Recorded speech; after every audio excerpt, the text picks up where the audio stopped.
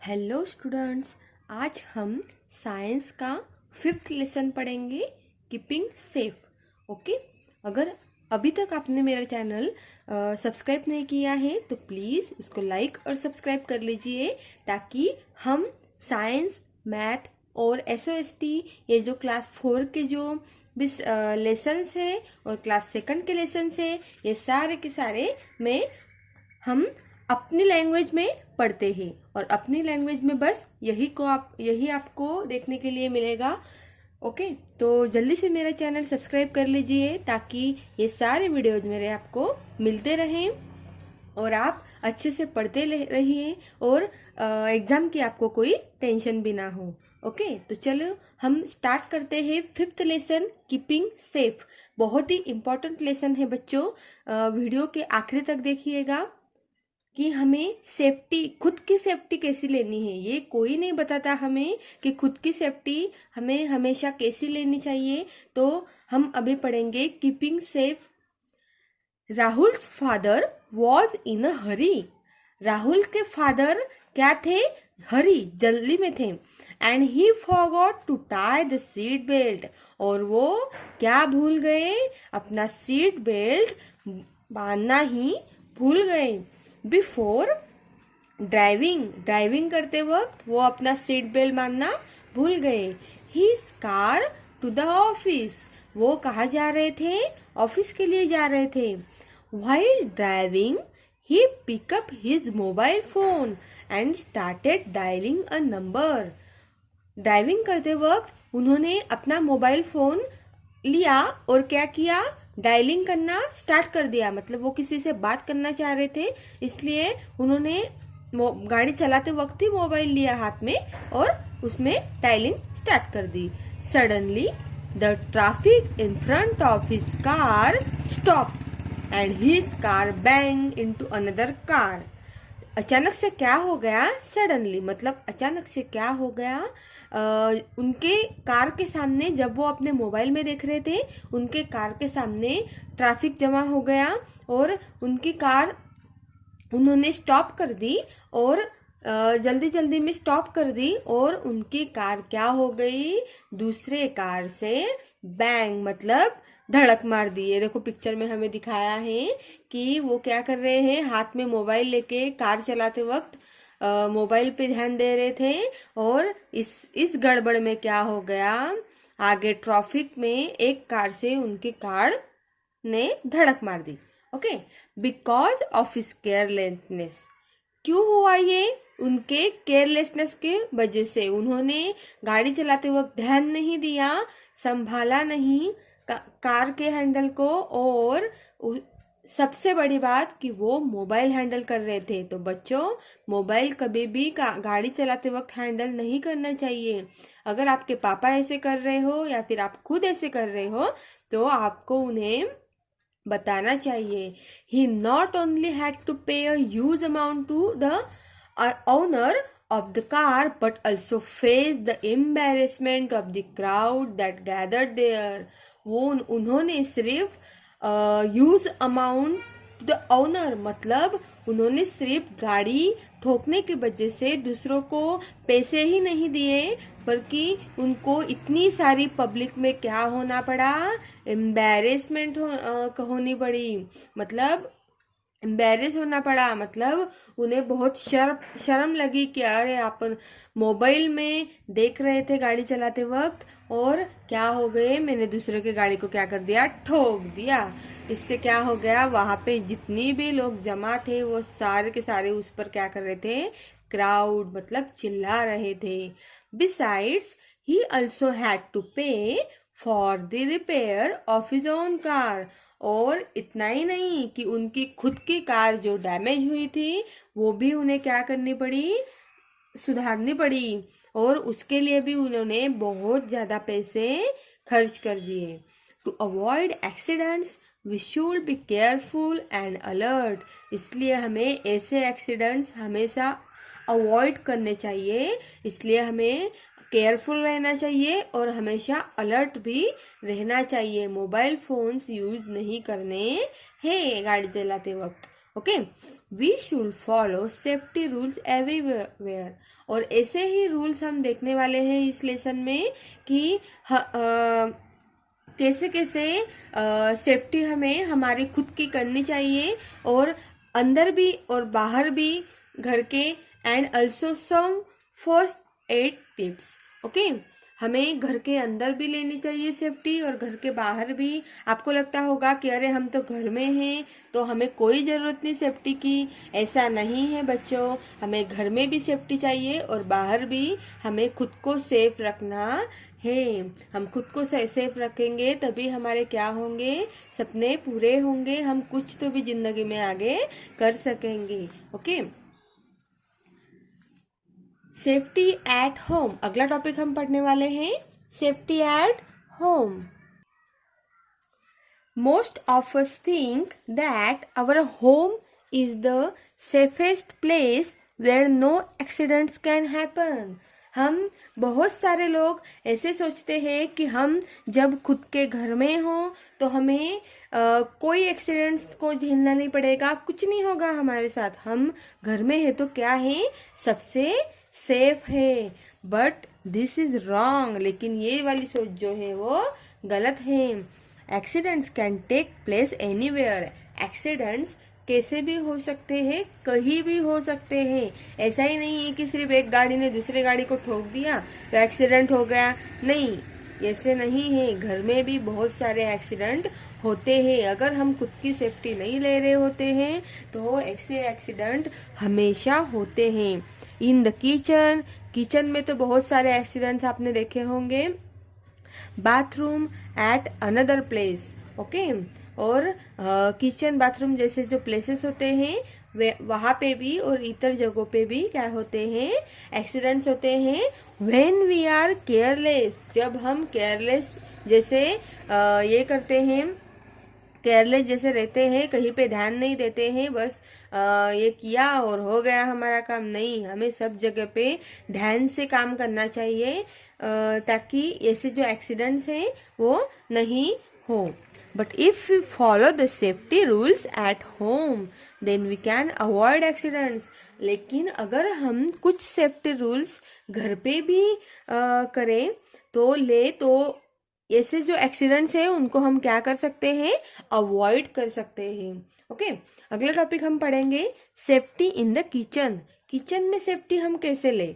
Okay, तो first point उसका है handle sharp objects like knives very carefully, do not play with them.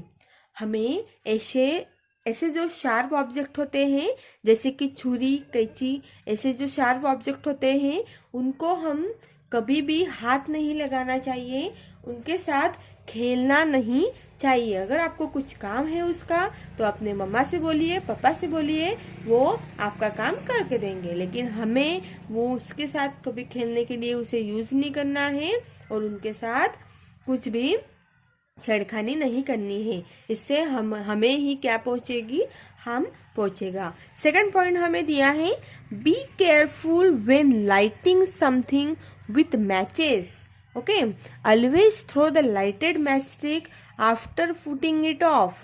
Throw it away from any atom which can catch fire easily. हमें हमेशा matches मतलब जो match, हम हमेशा जब मैच बॉक्स यूज़ करते हैं तो उसको जलाने के लिए यूज करते हैं, तो जब भी हम उसे जलाने के लिए यूज करें तब हमें कहीं भी ऐसे फेंक देना नहीं है, हमें किसी अच्छे जगह पे उसे डाल देना है। अगर हम ऐसे ही जली हुई मैचस्टिक कहीं पे फेंक देंगे तो वहाँ पे जलने का बहुत ही ज़्यादा ये रहता है, इसलिए हमें जो मैचस्टिक होती है उसे हमेशा अच्छे से यूज़ करना चाहिए। अगला पॉइंट हम देखेंगे यूज ओवन ग्लोव और tongs to handle hot objects. हमेशा किसी भी गर्म चीज़ों को उठाते वक्त हमें या फिर ग्लोव यूज करने चाहिए या फिर कुछ तो भी हैंडल वहाँ पे यूज करना चाहिए। Do not wear synthetic clothes while working in the kitchen as they catch fire easily.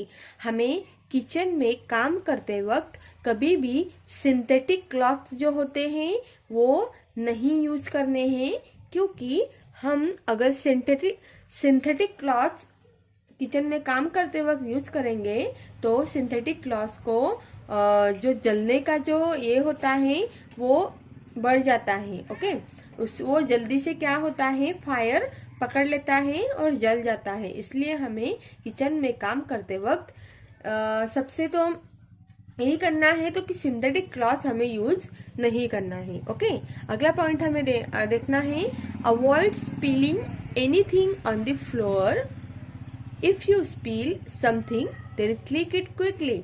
हमें फ्लोर पे कुछ भी चीज फैलानी नहीं है, अगर फैलाते भी हैं तो हमें जल्दी से उसे साफ कर लेना चाहिए। ओके, अगला पॉइंट है, switch off the gas stove when not in use.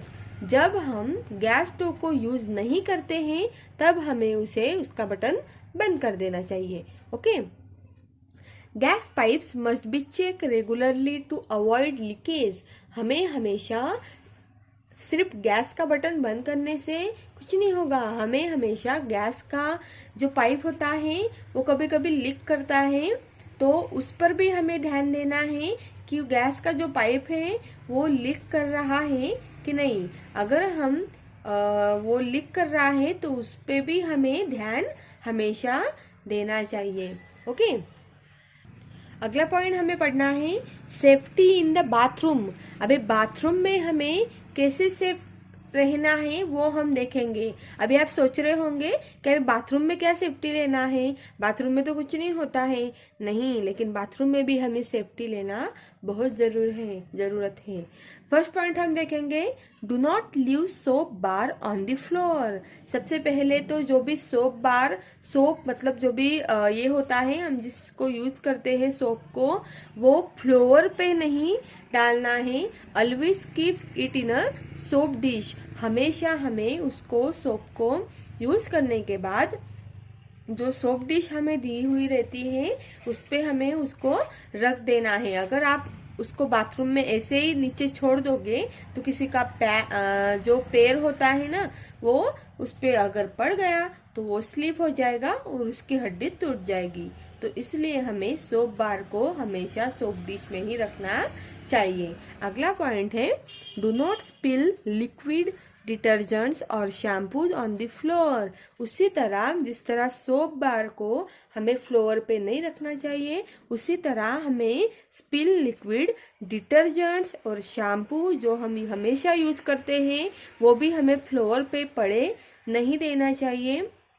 उससे भी क्या होता है, द फ्लोर गेट स्लिपरी। उससे भी फ्लोर स्लिपरी हो जाती है और हमारा पैर वहां से सटक सकता है। ओके, अगला पॉइंट हमें देखना है, clean the bathroom floor and keep it dry after use.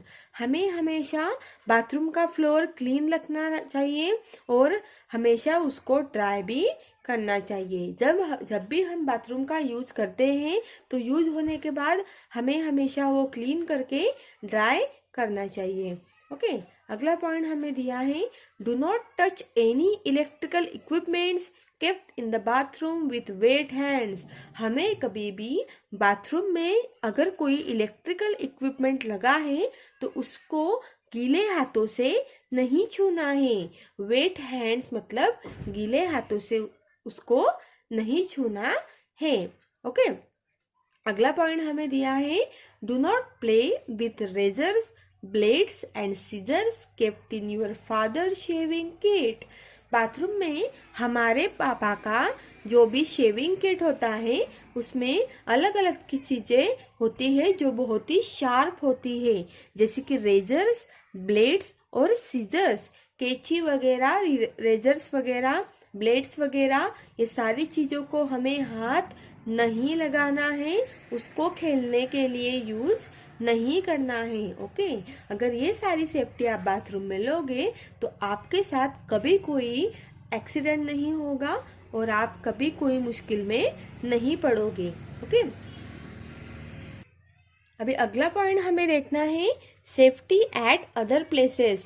अभी अदर प्लेसेस में मतलब अलग अलग जगहों में हमें खुद की सेफ्टी कैसे लेनी है वो हमें देखना है। तो उसके लिए फर्स्ट पॉइंट है डू नॉट रन, जंप और skip on the steps of the staircase. हमें हमेशा जैसे कि ये बच्चा देखो कैसे गिर रहा है, वो क्या कर रहा था, स्टेयर पे मतलब जो भी हमारी घर की जो भी सीढ़ियाँ होती हैं उस पे हमें कूद कर जंप करके भाग के दौड़ के ऐसे चलना नहीं है। कुछ बच्चों को आदत होती है कि वो हमेशा दौड़ते भागते सीढ़ियों पर चढ़ते हैं उतरते भी हैं। उसमें क्या होता है, एक आध सीढ़ी हम भूल जाते हैं चढ़ना या फिर एक आध सीढ़ी हम छोड़ देते हैं और उससे गिर जाते हैं, इसलिए वहाँ पे एक्सीडेंट हो सकता है, हमारा हाथ पैर टूट सकता है। इसलिए हमें कभी भी स्टेयर पे दौड़ना नहीं है, जंप भी नहीं करनी है। ओके,